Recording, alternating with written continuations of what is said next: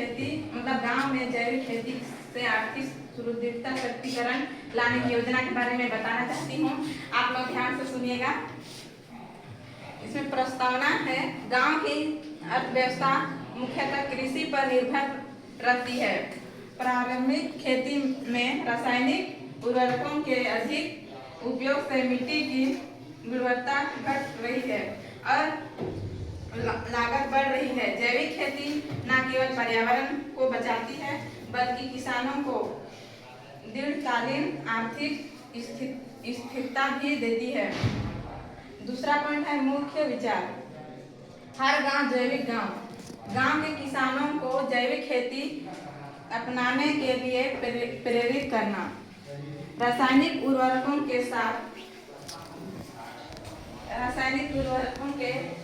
स्थान पर जैव उर्वरक और कंपोस्ट का प्रयोग। स्थानीय उत्पादों को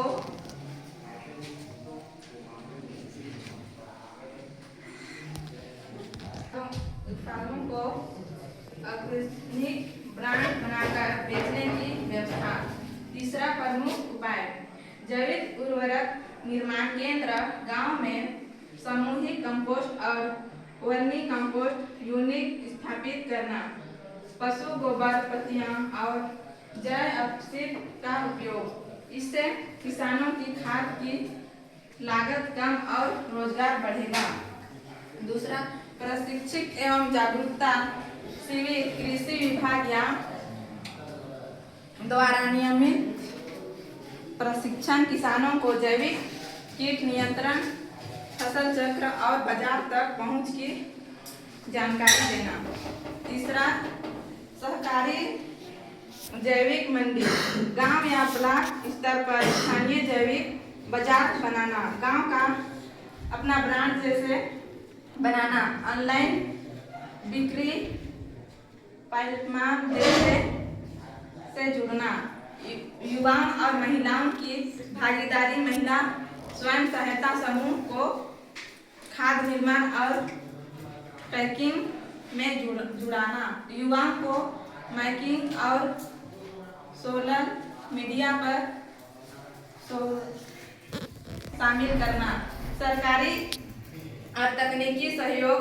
परंपरागत कृषि विकास योजना के तहत सब्सिडी और प्रशिक्षण, स्मार्ट खेती तकनीक, नमी शेयर, श्रम प्रशिक्षण आदि में बेहतर उत्पादन।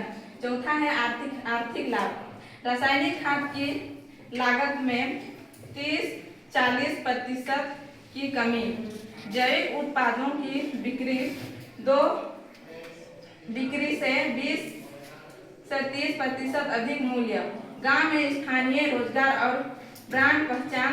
दीर्घकालिक मिट्टी की उर्वरता और जल संरक्षण। पांचवा है निष्कर्ष, जैविक खेती के केवल खेती नहीं बल्कि गांव की आत्मनिर्भरता की कुंजी है।